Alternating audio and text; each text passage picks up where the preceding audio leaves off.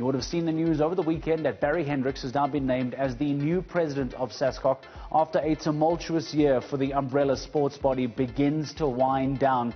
It was an important day for the association that finally met yesterday following months and months of postponement because of COVID-19 and are now able to elect new leadership to take the umbrella body forward into 2021 and beyond. Joining me now live on the show, as he has done before in the past. How wonderful to have you back on tonight, the new president of SASCOC. Barry Hendricks, thank you for your time tonight, sir. Congratulations again for yesterday. Many would argue, in fact, you and I in particular, that we have been here before. I have congratulated you on becoming the president of SASCOC before. I'm hoping that this time around, for your sake and for the body's sake, that there is no drama to follow. Good evening, sir, and good evening to your viewers. It's always a pleasure to be part of this forum on Newzroom Afrika. And yes, the voice of the SASCOC membership has spoken, and we will abide by that. Barry, is there any way that this can take a U-turn? I mean, I'm speaking tongue-in-cheek, of course, during the intro, but now this is a serious question. There has often been some contestation, and when leadership is up for grabs, especially leadership of SASCOC that has been, so eagerly fought after, is there any contestation that we can perhaps anticipate following yesterday's election? We have a new board in place of SASCOC. The board is not constitutionally complete. We need to bring in 2 independent board members from the fields of legal and the field of finance. Once that process is complete, then SASCOC's board is constitutionally correct. But in any matter of, let's say, an allegation of any wrongdoing, this board will take that matter up and review it on its merits, and will, I'm sure, and I will be the first one to say, will follow proper process. Now, Barry, yesterday was a day for firsts for SASCOC, the first black African woman elected as the first vice president. In fact, the first time electing 2 women in both the vice president positions and having 5 women on the board. This certainly is the kind of representation that South Africa has been crying out for. Yes, 3 historical events. It all started on the 25th of January when we changed the constitution to ensure that we have a 50% gender equity. That the members have embraced fully and have gone beyond that. We now have Mookie Grobler, Ilham Groenewald, we have Debbie Alexander, we have Lwandile Semilani, and we have the president of Canoeing South Africa, Kim Popel, now representing us as the federations as board members on the board of SASCOC, which I think is an wonderful event, and I congratulate and thank the members of SASCOC for doing so. Barry, I have no doubt that there is a lot of work at hand that you and your team will need to get to very, very quickly. Perhaps the first item on that agenda list may well be reputational damage. We know that this has not been a very good couple of months for SASCOC. How does this new board try and earn the trust back of athletes, of stakeholders, of general South Africans that perhaps have lost faith because of what they've seen from SASCOC over the last few months? By doing what we should do with integrity, with transparency, with trust and efficiency. We need to go back to our stakeholders. We need to go back to our members. We need to go back to our athletes. Oh, by the way, there's another component that still needs to be completed before this board is actually constituted properly, and that's the election process followed by the Athletes Commission. But over and above that, we need to now try and instill a sense of calm and a sense of reliability, that people who feel that they can trust us are willing to support us. And that includes the Ministry, the Department of Sport, the Sports Portfolio Committee, as well as big business, as well as government entities such as the SABC and others. Barry, Sam Ramsamy is no stranger to any Olympic fan here in South Africa, now technically with the IOC. What role did he play as a facilitator in this entire process? Because I imagine when you hear that the IOC is being called on to, to facilitate the matter and to oversee things, there might be some shaky hands on the table there. What role did he play? Dr. Sam Ramsamy has been the doyen of sports in South Africa. He came through the struggle. He played a major role in facilitating the process.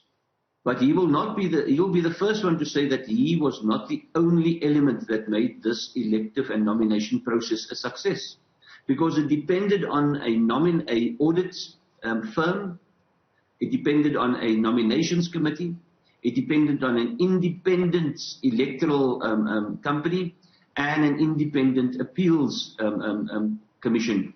So together with those structures, Dr. Sam Ramsamy was able to forge ahead and ensure that the nomination process was free and fair, and that the election process was free and fair. And I commend him, and I thank him, and I thank the IOC and IPC for allowing us to use his skills in able to ensure that this event was a success.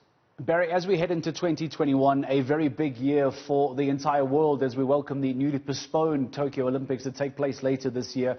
What kind of financial form does SASCOC find itself in? What do the books look like as we try and prepare our athletes for the Olympic Games, as we try and hopefully increase the size of our team to be able to take through as many deserving members as possible? Financially, what state is SASCOC in? SASCOC is not in a good state financially. And one has to be extremely honest and open about that. The fact that we only receive 10 or 11 million from government, the fact that we only receive 5 million from the lotto or the lottery, compared to 350 million pounds that Sport England receives from their particular government, we cannot compete. But we are able to go and sit down and explore avenues with these entities now that we have reached a point of almost normalcy now. We need to go back to say, you need to trust us, we need to move forward, and this is the method that we recommend to move forward. But it's not only government that we must approach, it's also big business, and it's also the other entities that can support us in future. And that is what we're going to be focusing on and working on, as well as our development of our brand, development of how people perceive us, as well as the promotion of the restructuring and the implementation of the restructuring of SASCOC, which is so important. Barry, hearing the financial state of SASCOC at the moment now, is that going to negatively impact our medal chances in Tokyo 2021? I'm not suggesting that there is a clean line between money equals success, but there's no denying that a big budget means that there is a lot of support for the athletes, and that certainly goes a long way in delivering medals. Hearing what you're saying now, are we expecting a low medal tally for Tokyo 2021? No. I think I said this to you before. We are not going to talk about who's going to win medals and how many medals. We will focus on trying to prepare the athletes so that they are ready for Tokyo and that they are ready for the Paralympics and Olympics. We will strive with our member federations to ensure that we get every athlete that qualifies to the Olympics. The decision as to who goes is something that we'll take at a later date, in conjunction with our federations and in conjunction with our stakeholders. So that sort of discussion is not for now, but for later.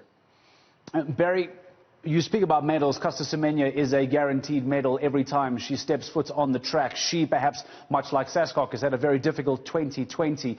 What can be done, what is going to be done from SASCOC to try and get behind South Africa's golden girl? How do we get her back on track? How do we get her to deal with all of this that is taking place for the IAAF? How do we overcome that? How do we get her back in national colours performing for South Africa?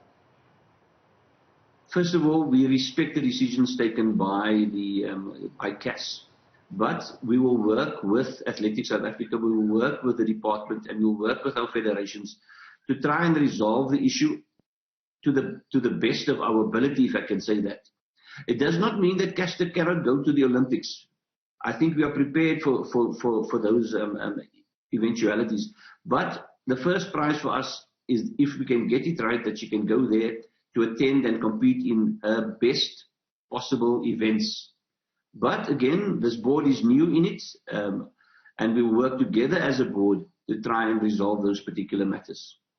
Barry, I'll ask this question to the Minister of Sports himself, but I'd like to get your reaction too. He probably has had a frustrating 2020 as well, with so much shenanigans going on in and around various different sports bodies around the country. He wasn't able to attend the AGM in person. He attended virtually and delivered his address, I believe, virtually. What was the reaction from the sports minister to what has taken place, to the new SASCOC board? Does he have belief and assurance that this is the right way to go forward? Has he given this the golden stamp to go forward? The fact that the minister made a presentation and delivered the keynote address at our AGM shows us that we still have a working relationship and a firm relationship with the minister. I appreciate the fact that the minister made a virtual appearance, and I appreciate the fact that the minister in his statement said that he appreciated the involvement of Dr. Ramsamy as well as the IOC and IPC. The event took place in a free and fair manner, and we will now go ahead and forge ahead to further develop our relationship with the minister as well as with the Department of Sport. Barry Hendricks, not for the first time, congratulations on the appointment as the president of SASCOC. It's wonderful to have you on here at Newzroom Afrika. As always, every single time we have the opportunity to bring you on board.